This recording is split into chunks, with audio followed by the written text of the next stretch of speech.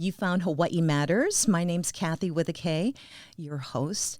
Endangered and protected marine species. The list may surprise you. With me today, let's welcome Devon Stapleton of the Department of Land and Natural Resources, Division of Aquatic Resources.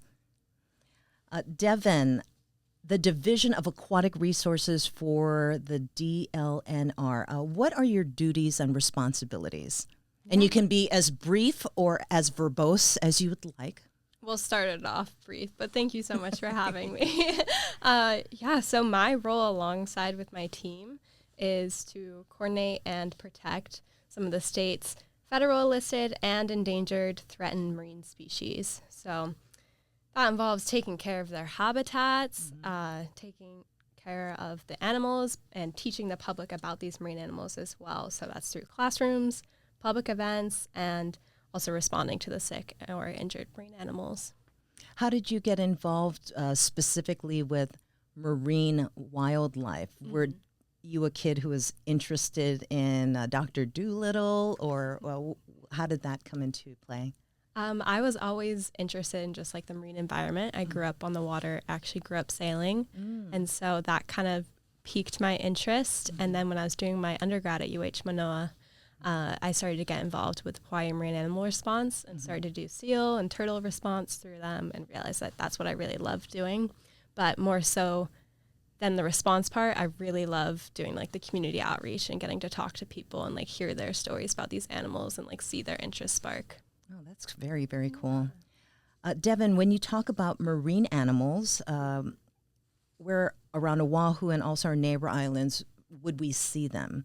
Like what makes it a marine mammal? Yeah, so marine mammal just means something in the water. And so the ones we're personally working with, we have the more near shore species. So we have Hawaiian monk seals, and then we also have our sea turtles. So the main ones we're working with are green sea turtles and hawksbill sea turtles.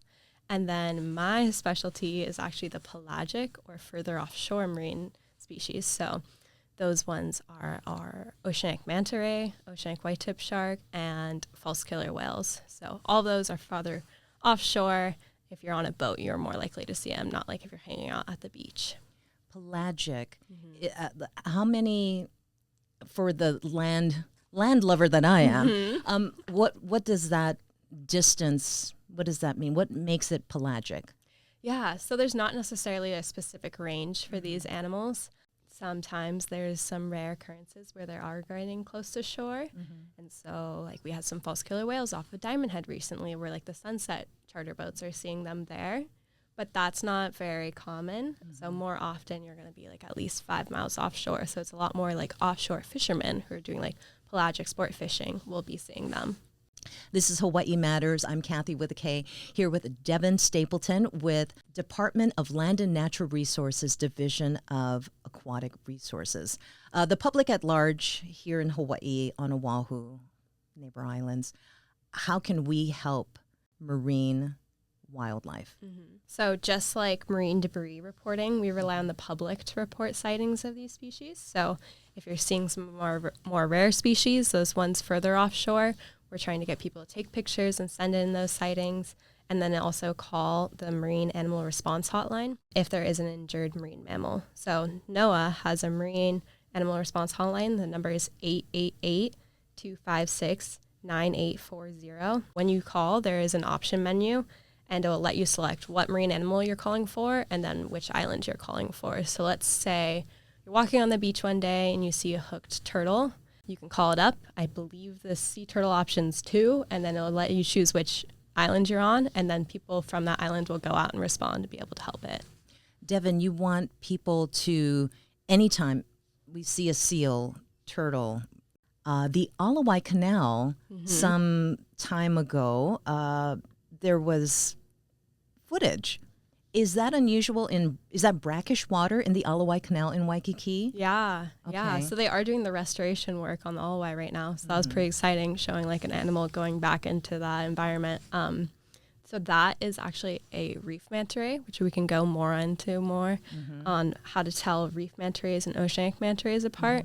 But it's pretty cool seeing it go up there. And I think it just cruised around and then realized, he's like, oh, I actually don't want to hang out much further up here, and then went back out to the ocean. It's like wearing a VIP bracelet. It's like, can I, let's see how far I can get in here. So as long as the water is healthy for that creature, then it'll just cruise around. And it probably knows its limits too. So like depending on the tide, it could be more like salt water going further up. Vice versa. Like if it's rainy, that's a lot more fresh water coming out. So it depends. Oh, the reconnaissance missions of these animals. This is Hawaii Matters. I'm Kathy with a K, your host. I'm here with Devon Stapleton of Division of Aquatic Resources with the Department of Land and Natural Resources. We are talking about endangered marine species. And there are ways that the public can help report and monitor the endangered marine life around our islands. We had talked about the alawai spotting and the false killer whales. In 2024, there were news reports about sightings. Their name is intimidating. Anything with killer, unless it's like, poke, killer poke, But like that's a good thing. But the killer whales that were spotted. Can you talk more about this species and why this is good to get video or make notes when spotted? Yeah, definitely. So I'll start off with the name, actually. It's a pretty funny story. The reason they're named false killer whales is because way back when scientists first discovered this species, they found their skeletons first, and they thought the skeletons looked like killer whales. So then they're like, oh, okay, this is a killer whale. And they're like, no, this is a different species, actually. So then they just named it false killer whale because it psyched them out where they weren't sure what it was. So there's no actual association of them being like killer whales. Yeah. It's just that they looked similar when they were looking at their skulls. And so false killer whales are actually an all dark gray body. There's not like the black and white contrast when we think of killer whales or orcas. False killer whales are really amazing animals that we actually have here year-round. And so they live up to about 60 years, and they're very close-knit family groups.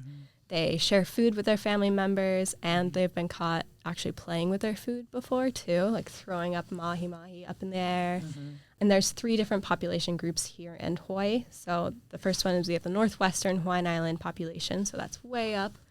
Northwestern Hawaiian Islands, and then we also have the pelagic population, so that's the further offshore population, and those ones are way outside of the main Hawaiian Islands. And then the last one, we have the insular or the main Hawaiian Island population. So that's one we're most likely going to see, and that's also the one we most want people to take pictures of if they're sighting them. The main Hawaiian Island population is actually the smallest or most endangered population here, with only 140 individuals. Wow. So Dr. Robin Baird, who actually works for Cascadia Research Collective, which is one of the main research groups studying these animals, determined that the main Hawaiian Island population is actually estimated to be half the size that it was back in 1980. So it's really dwindling, and that's why it's so important that we get people to send in their sightings so we know why this population is going down and how it's currently doing. But there's also other resident whales that are here year-round. So it's not just the false killer whales. We also have pygmy whales, pilot whales. But how to know if you're seeing a false killer whale? Their fins are most shark-like. So they're very curved, unlike a dolphin where it's just kind of like pointy. And then they're also most well known to bow ride. So if you're cruising on a sailboat or motorboat, they're going to be surfing your bow like a smaller dolphin would do. And so we are asking for people's help to submit any sightings of false killer whales. And we're specifically looking for pictures of their dorsal fins. So that's the fin on top of the whale's body. If you get the chance, take pictures and videos, and then you can submit your sightings at www.falsekillerwhales.org or call the Marine Animal Response Hotline that we previously discussed. Phone number is 888-256-9840, and you can press option 5. And so if you're not sure of what species you're seeing, just take pictures. In worst case, send it in. We'll let you know what you're seeing. And if you do see false killer whales, Robin Baird with Cascadia Research will let you know if it's a new individual we're seeing or one that's been seen before, which is really cool. Kind of see which ones are surfacing up and where they're hanging out around the main Hawaiian Islands. It's interesting as I've gotten older to really appreciate why the research and why tracking of the different wildlife on land and in the waters. It's because of the general health of our planet. Everything is connected. And this is why DLNR, Division of Aquatic Resources, is asking for your help and assistance and to just get interested in what's all around us. Being in Hawaii, sometimes we forget. We just get into our day-to-day lives and we imagine we are the pico of our own universe, and we are. But being in the middle of the ocean is like we forget that we're just part of the general health of the world, and it's important. The bigger scheme of everything. Yes, yes. This is Hawaii Matters. I'm Kathy with a K, talking with Devon Stapleton of the Department of Land of Natural Resources, Division of Aquatic Resources. We were talking about the false killer whales, oceanic white-tip sharks. Now, sharks in general, I mean, thanks to Shark Week, people have a certain kind of fondness. It's taken away some of the fear and mystery of it. But still, we must be respectful of the wildlife. Again, in the waters, salt water, brackish, fresh water, or even on land, wildlife is wildlife. Devon, can you talk about the oceanic white-tip sharks? Mm-hmm. Yeah, so this is actually one of my personal favorite species that we work with. Oh. So this is another one of those further offshore pelagic species, and they're very different than what the more well-known cousin, the reef white-tip sharks. Mm-hmm. So that's one that a lot of people will see out shallower water on the reefs, but oceanics live much further offshore and are found all over tropical oceans worldwide. Unlike the false killer whales that are just hanging out around the main Hawaiian Islands, these ones are going worldwide. So the ones that stop by here can be going somewhere else the next week. And they are listed under the U.S. Endangered Species Act as threatened with extinction in 2018. So these sharks are very unique looking. Mm-hmm. The name suggests they do have a white mottled markings on the tip of their fins, and so their fins shape also makes them stand out, unlike other sharks. Mm-hmm. So their top or dorsal fin is very rounded, and their side or pectoral fins are long and paddle-like. So unlike other sharks that are more like pointed, these ones are paddly. And the oceanic white-tip sharks can be very easily identified by their behaviors. They're very bold and curious sharks, so they have no problem approaching vessels or swimmers. I like to refer to them as spicy. It depends on which individual you see, but they do like to come check out people, and they're ones often interacting with spear fishermen. In Hawaii, there's also often found following behind those pilot whales. So that's another one of those whales that are here year round. And the pilot whales often eat like squid, and then they can't digest the squid's beaks, so they kind of like cough up those bits that they can't digest, and the oceanic white-tip sharks will eat those bits, like all those scraps are left behind by them. So a lot of times if you're seeing pilot whales, there's some oceanic white-tip sharks cruising behind. And they also like to eat a lot of the same pelagic fish. So ahi, mahi-mahi, anything that we think is tasty, they agree. The Hawaii Community Tagging Program has been working on individual identification using photos and tagging projects for the species since 2017. And if you see these sharks, they're asking for photos or videos where you can see their dorsal fin or their top fin with that white print on it, just like the false killer whales. And each of these animals' dorsal fins have a unique white pattern that's like a human's fingerprint. So we can see that white pattern and tell which individual it is. And they'll have like resites where you can be like, oh, I saw this one then, and then again, like a few years later. We're not encouraging the swimming of these animals. A GoPro just on a pole sticking in the water, that works fine too.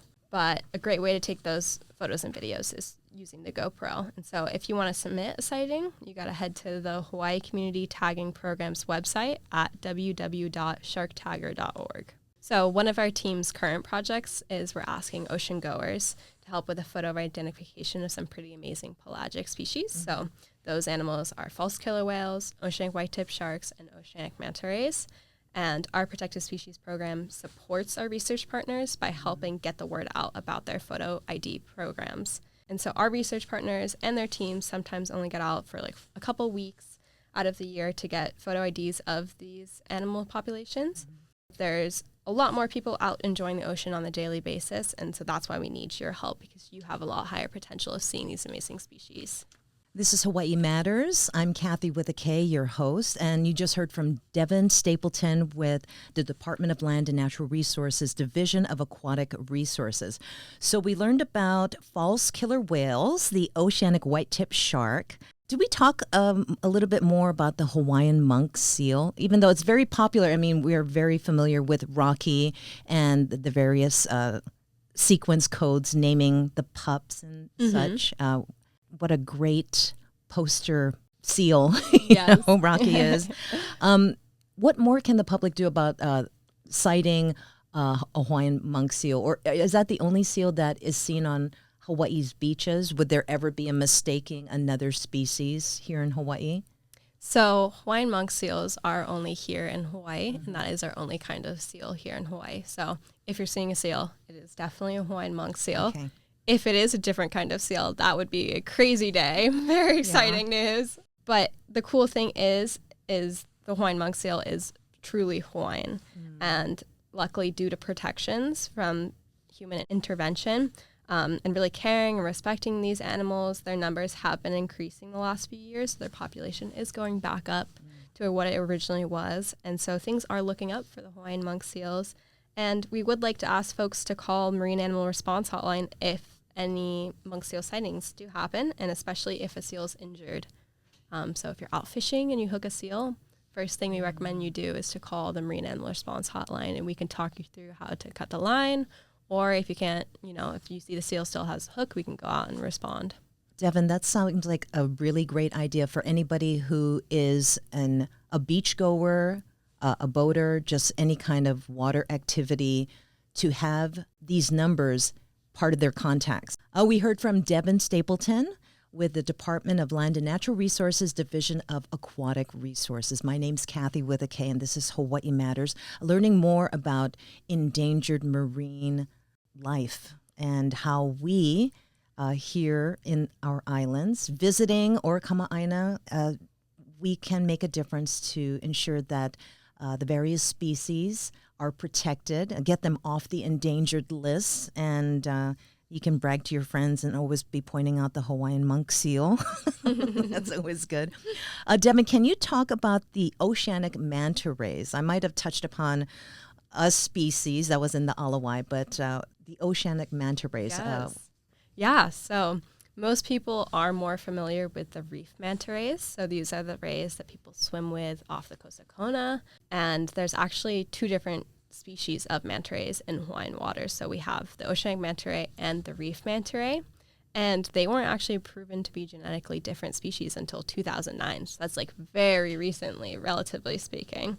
Unfortunately, the oceanic manta rays, the further offshore manta rays, were listed threatened in 2018. And so we're working with researchers from Manta Pacific Foundation as well as Hawaii Association for Marine Education and Research, or HAMR, to get identification photos of oceanic mantas and reef mantas. Either way, for the mantas, another thing, if you're in doubt, take pictures of them. And so how we are able to tell these two different species apart is actually the oceanic manta rays are much larger than their reef manta cousins, and so they get up to 6 feet to 22-foot wingspan. So they are huge. A lot of the ones we're seeing more near shore are on the smaller size. They're still bigger than most humans. And then compared to our reef mantas, the biggest they'll get is usually like 6 or 7 feet. And so they're on the smaller side. Other easy ways to tell them apart is they usually have the oceanic mantas have a bit darker and well-defined T on their top side of their body. And the reef mantas have more of like a faded or like ombre Y on their top sides. And then the oceanic manta rays have like large, blotchy, dark spots on their bellies. And the reef mantas have like smaller, like kind of freckle-like spots all over. And those spots are covering their entire bellies. And so those spots are actually really important. We're able to look at the spot patterns, and same thing, then the oceanic white-tip sharks tell each individual part from those patterns. So you can look at it and be like, oh, that's so-and-so. And so something kind of cool is when you submit your sightings, if it's an individual that's never been seen before, you get to name it. So they have a lot of really funny names. A lot of them are puns with Ray, obviously. And so how you report your sightings is you can send your sightings to Manta Pacific's website, Manta pacific.org or to hammerinhawaii.org. If you're in doubt, whenever you're seeing a manta ray, just take pictures, especially if you can, get pictures of their underside, their bellies. And, when in doubt, you can just Google search like manta rays, Hawaii, and then you can click on the websites and find your way to a place to report that sighting. You heard from Devon Stapleton, DLNR, Division of Aquatic Resources. This is Hawaii Matters. My name's Kathy with a K. Devon, what is the good human etiquette in regards to oceanic marine wildlife? I think the number one thing is just always like respect them and respect their space. Like this is also like their aina or, their waters as well. And so just try and give them space. When in doubt, take pictures and send them to researchers, and they can let you know what species you're seeing or if there's something wrong with them, and then report to the hotline if you're seeing a hurt animal. So unfortunately, there are, a lot of fishing interactions that are happening here because fishing is more popular than it's ever been. If you do see or you do hook one of our marine animals, call it in. There's people out here that are really willing to help. And so the first step is just starting with people letting us know. Devon, sometimes I'll see viral videos of people capturing animals because their head might be stuck in a plastic container or in netting, and they have scissors or knives to extricate them from. Is that something that you would suggest, or is it best to observe and get in touch with the proper authorities because you don't want to endanger the animal as well as the individual not hurting themselves? Yeah, definitely call first thing. A lot of these species, because they're endangered, there's protections around them. And so it is illegal to approach a lot of them. It depends on which animal. So sea turtles, you are allowed to help, but monk seals, you should not be going anywhere near them. So just like when in doubt, call the number. They can talk you through if you should be helping or not. Take lots of pictures and videos too. Don't touch animals when you don't know. They do carry lots of diseases, and that's how a bunch of weird diseases get passed on to humans, is when we're touching animals and when we're not properly attired for it. Hawaii Matters. I'm Kathy with a K, Department of Land and Natural Resources, Division of Aquatic Resources, talking with Devon Stapleton, learning about reporting protected species sightings. Remember, capture images, document. You're already doing it in your real life. You can also extend it to the oceans.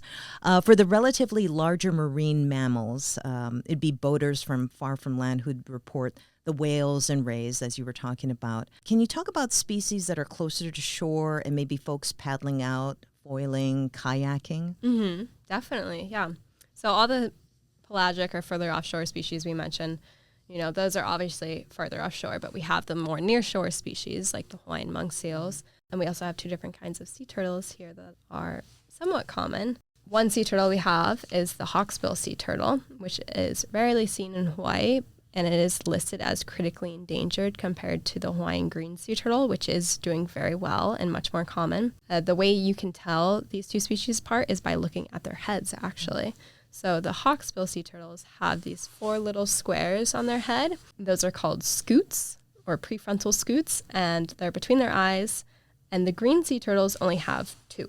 The way we like to remember it is the green sea turtles, they kind of remind me of like the cows of the ocean. They're just kind of cruising around, and so they just have the 2. Yeah. And the hawksbills are a little bit more intelligent seeming to me, and so they're with the 4.